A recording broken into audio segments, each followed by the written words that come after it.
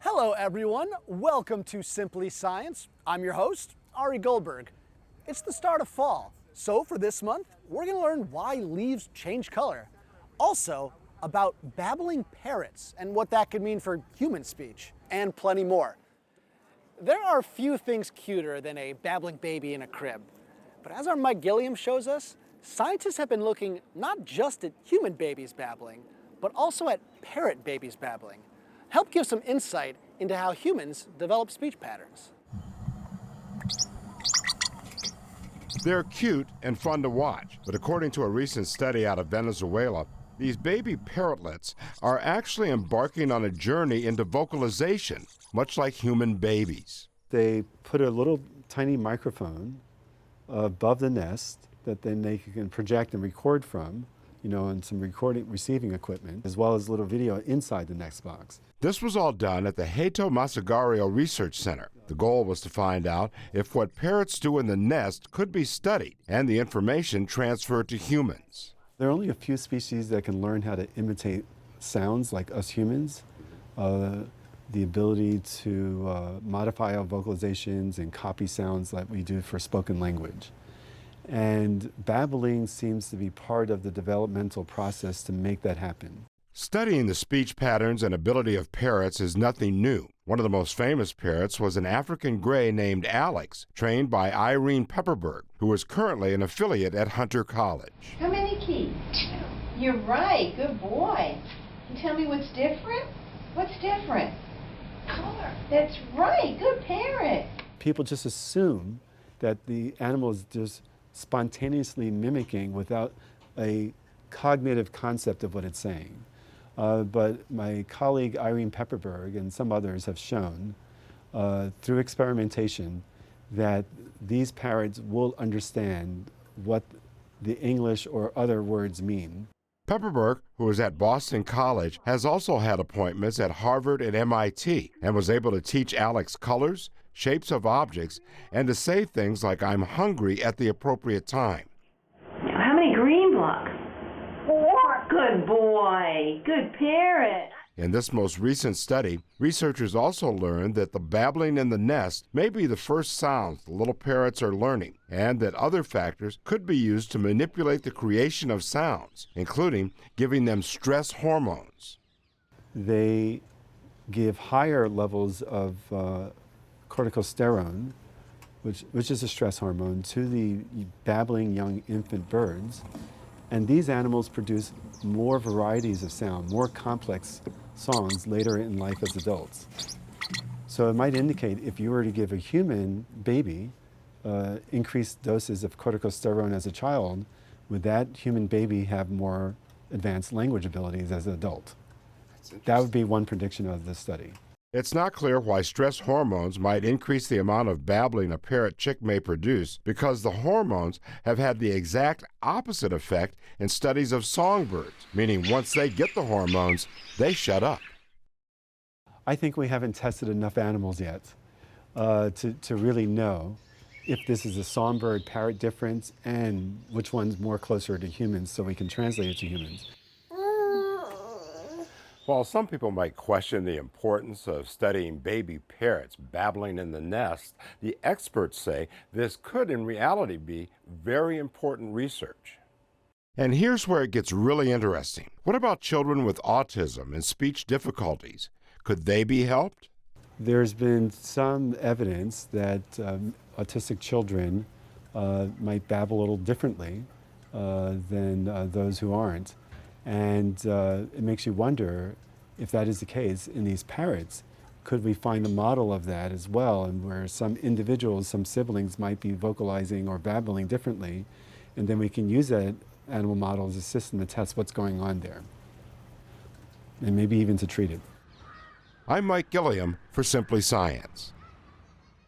New York City's Botanical Garden doesn't just have plants from New York City.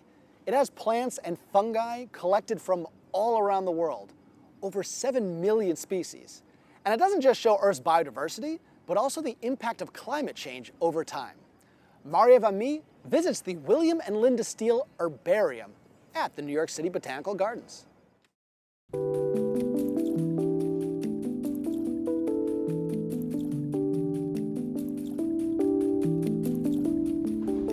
A herbarium is a collection of plants that have been preserved by pressing and drying them, and they represent many different parts of the world and many different types of plants.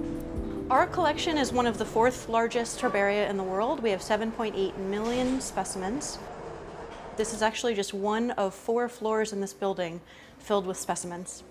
Our herbarium holds many different treasures. This specimen is an example of curare. If you've ever seen maybe video of people using poison darts to hunt, this is the plant that creates the poison. It actually doesn't kill their prey, it stuns them. And once Western researchers started identifying the chemical compounds that paralyze the prey, they realized that it can be very useful in regulating the heartbeat, and synthetic versions of this chemical are still used in heart operations today.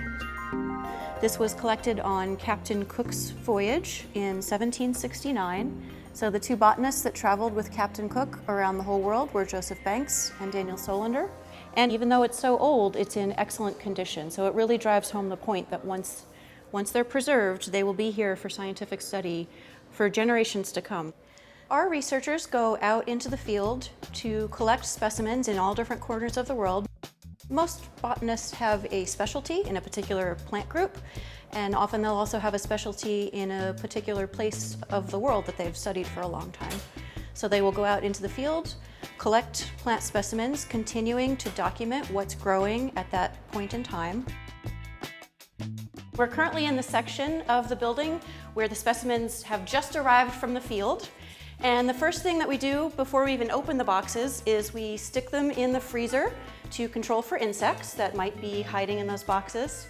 And once they're frozen, they go into this cold storage room. And some of the things that are in this room have just been here a few years.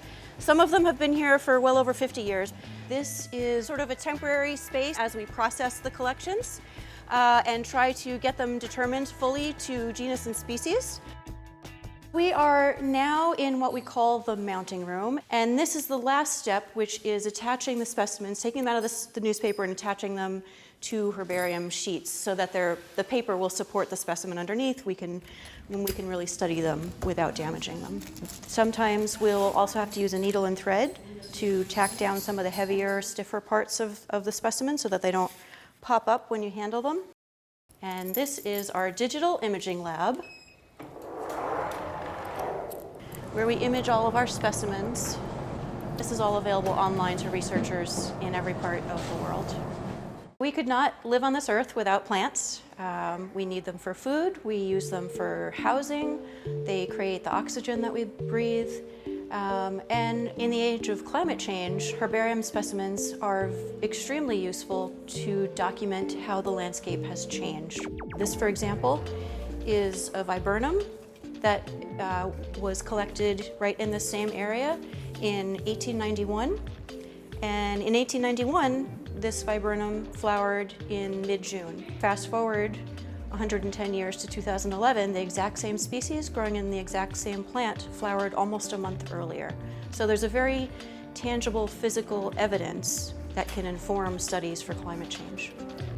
Every single day, I continue to come across a new type of specimen that grabs my interest. You know, sometimes it's representing a piece of history, you know, a plant that was collected by a particular character maybe 100 years ago. Sometimes it's about that particular plant and maybe it's just really striking or unusual. The possibilities are just endless with every single specimen. Each one sort of tells its own story. Astrophysics can be a heavy topic, but CUNY professor Charles Liu is so passionate and energetic when he talks about it, he can make it easy to understand for just about anybody. Our own Lisa Beth Kovitz sat down with him to talk about his new book, The Cosmos Explained, where he walks us through the scale of the galaxy, from the Big Bang to present day. When I study the universe, galaxies crashing into each other and black holes being fed and giving off tremendous amounts of energy into the universe. I get so excited about it, I want to tell everyone about it. And it's as much a part of my science as actually staring at a computer or being at a telescope. Professor Liu's new book is called The Cosmos Explained. The book is stunning.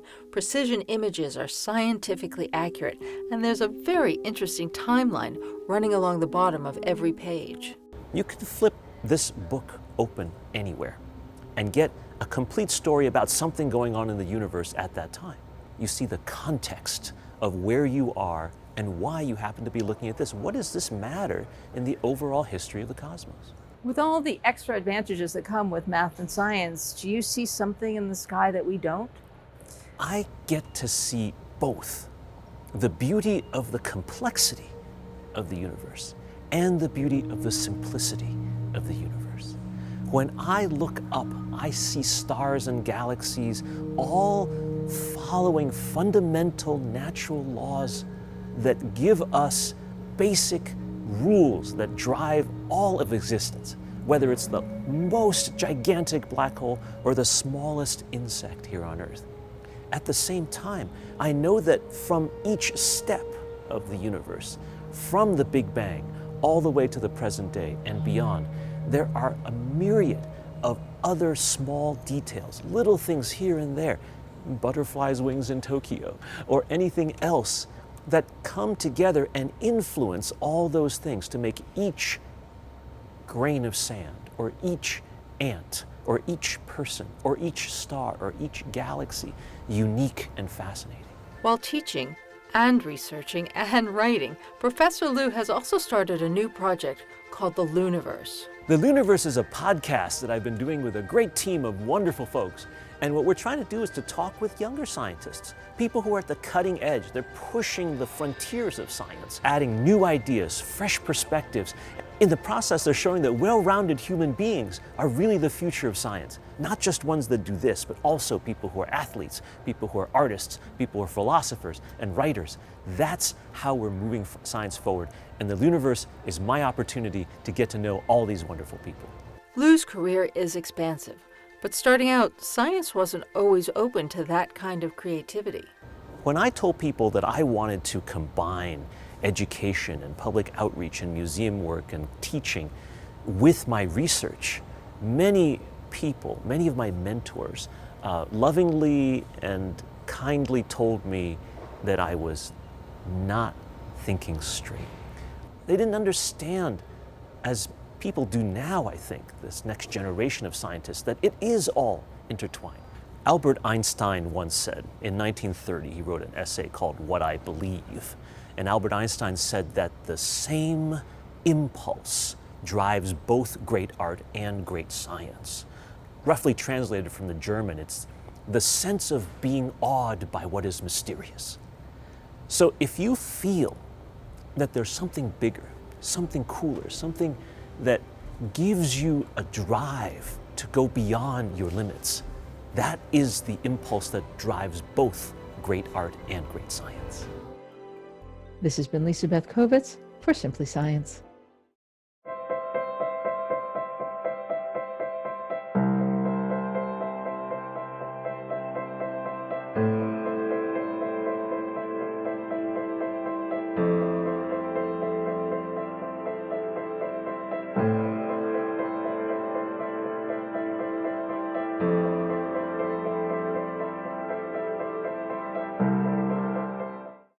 Not to be overly dramatic or anything, but sometimes it's the little things around us that have the most interesting science behind them that we don't even think about. This month, we'll look at why leaves change colors. Autumn's a fun season. Football, pumpkin spice, everything. That little window between the heat of summer and the cold of winter where you get to wear sweaters. And today, we're looking at the science behind another hallmark of the season, why leaves change colors. And just like the appeal of pumpkin spice lattes, part of the reason is sugar. But let's start with before leaves begin to change. When they're bright and green, without a care in the world, before summer turns to fall. Leaves appear green because they are loaded with chlorophyll. Chlorophyll is attached to structures called chloroplasts, which take the light energy captured by the chlorophyll and turn it into energy. Photosynthesis, powering the plant's creation of carbohydrates, sugars, to fuel everything from growing new branches to blooming flowers to making seeds. Chlorophyll absorbs red and blue light from the sun, so the light that's left to reflect to our eyes is green. However, chlorophyll is a pretty unstable molecule, and the sun breaks it down, so trees spend a lot of resources constantly regenerating it in the spring and summer. But it's a good trade. Roots send water and nutrients up into the leaves, and the leaves send energy back into the tree. However, what happens when the days get shorter and there isn't as much light in a day for leaves and their chlorophyll and chloroplasts to produce energy? Well, some trees, like coniferous trees, pine trees, have evolved in a way where it's worth it to keep performing photosynthesis year-round, even with fewer sunny hours in a day. But other trees have evolved to take a more cut-our-losses route. For deciduous trees, with these broad, fragile leaves, the cost and energy of trying to keep maintaining the leaves and their chlorophyll in harsh weather isn't worth the benefits. So when the days start getting shorter, these trees are triggered to start getting ready for a sort of tree hibernation. For a tree, this means reabsorbing as many resources from the leaves back into the tree as possible, and ultimately growing a barrier at each leaf to seal them off from the tree. Kicked out in the cold, good luck, you're on your own. Now here's where the fireworks start. You see, chlorophyll isn't the only pigment attached to chloroplasts driving photosynthesis. It's just the most abundant. Whereas chlorophyll absorbs red and blue light to produce energy, leaving green, carotenoids absorb mostly blue light, leaving us to see more yellow and orange. And they're hardier molecules than the unstable chlorophyll. So as the tree starts cutting its losses, the chlorophyll breaks down first, as its bits and pieces get reabsorbed by the tree, leaving us to see the striking yellows and oranges of the carotenoids that were always hidden there. And for some trees, there's one other chemical involved here too, that wasn't there the whole time, and only comes about during this process where the trees are shutting down. These pigments are called anthocyanins. As the barrier between leaf and tree grows, and the connection between them constricts on its way to cutting off the leaf entirely, the sugars in the leaf start to build up. This triggers the growth of anthocyanins. These pigments help shield the leaves from damage as they try to squeeze out as much energy back into the tree as possible in a last gasp before being completely shut off and falling off. These anthocyanins absorb blue and green light from the sun, leaving us with our deep reds and purples of the season. All the more reason this fall to take that pumpkin spice latte to go out into the park. As the largest university in New York City, CUNY is unparalleled in its capacity to grow the tech workforce in New York City. Here's a recap of a recent panel with the Center for an Urban Future, discussing why CUNY is a perfect launchpad for a career in tech.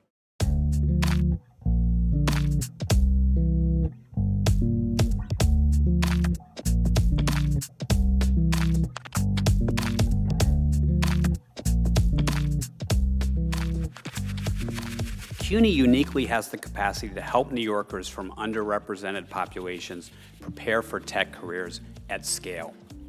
While the best tech training providers serve anywhere from a few dozen to a few hundred New Yorkers each year, CUNY graduates more than 9,000 students annually with STEM degrees and nearly 4,000 with technology degrees. If the sector is serious about expanding, reaching to talent that is diverse, right, in socioeconomic conditions, in race and ethnicity, the only way that's going to happen is through CUNY. The tenacity of these students that comes from this background is really the reason why tech employers should be looking at CUNY. I was homeless and I was working 2 jobs, and still going from that to trying to climb to one day afford a home, right? That is what you will get in CUNY. Internships is so critical in a lot of ways, right? Because the thing is, I just think about my career path. I think about a lot of my colleagues. Our first jobs came from places where we interned before. And a lot of times we also realize the places that we didn't want to go from where we interned before too, right? So these things are important for the employee or the potential employee as well as the employer. In order to do this, we have to do it together because there's no way to do it apart. You can't get people into good jobs unless employers are very much at the table, helping to design those systems and structures to make it happen. We can't do it at scale if we leave CUNY out of the picture. They serve too many people and it's too great a resource. And we can't do it unless government prioritizes it as our economic development strategy. This talent is our biggest asset. We have to invest in it, and we have to invest in it not just sort of over there as workforce programs, but in our central institutions. We need to find ways to scale that up, to continue working with our partners, getting that feedback about what works and what are the things that our students need to know to be able to be ready to take those opportunities. But then also take responsibility for taking those students in and creating pathways for them to be able to connect with those jobs.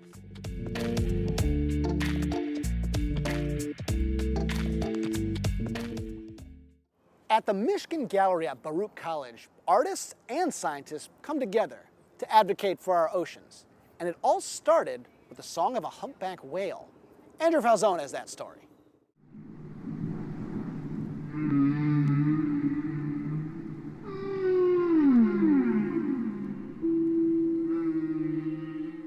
Who Will Speak for the Oceans is a new exhibition with what might be an unlikely origin story, the marriage of art and science. The exhibition finds its roots in the work of Dr. Roger Payne. He's one half of the science research team that discovered that whales sing, which we now know is long-range communication. I think artists and science are so similar in the way in which we're approaching things.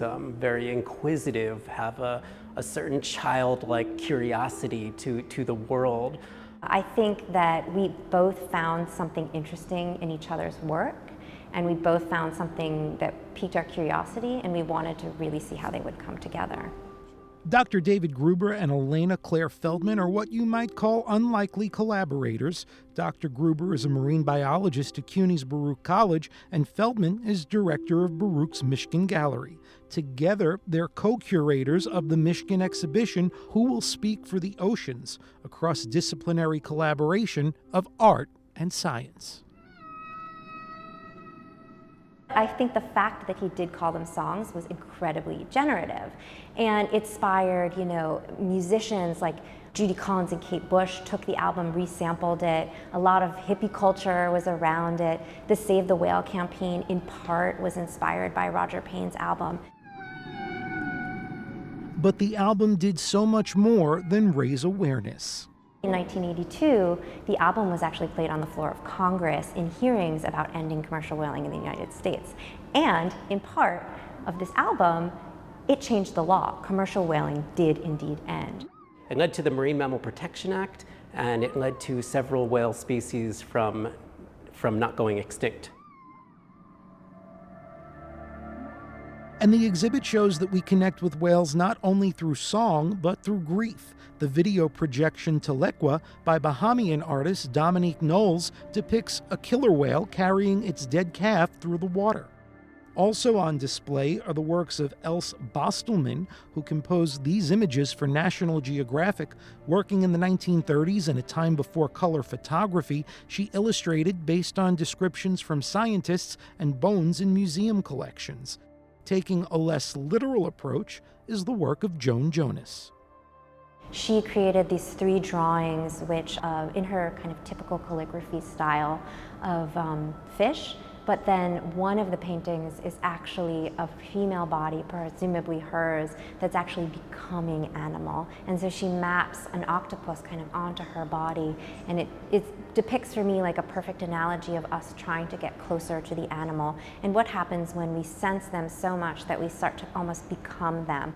Perhaps the art best suited to pick up where Whale Song left off is the brainchild of Gruber himself, who is the lead on Project SETI, which teams an international consortium of experts from around the world with artificial intelligence to try to decipher the communications of the sperm whale. The project is ongoing and has the potential to become the Rosetta Stone for non-human communication. Among Gruber's project advisors is the man who started the movement. Roger Payne is a core member of this and serves as a principal advisor on the whale biology team. And having Roger Payne as such a close confidant has been transformative. In one sense, bringing his lens of what Songs of the Humpback Whale did and how much impact that had in the 60s and 70s, but revisiting that from the 2020s. Can some of the lessons, some of the ways in which that had impact, can that translate to today? And while Project SETI begins its research in Dominica, back in Midtown Manhattan, we can connect to the oceans through our own art. If you'd like to see Who Speaks for the Oceans at Baruch's Michigan Gallery, it will be here until December 9th. I'm Andrew Falzone for Simply Science. And with that, we wrap up our show. Quick reminder, check us out on Instagram, Facebook, any social media. We'd love to hear from you. I'd love to hear from you. See you next month on Simply Science.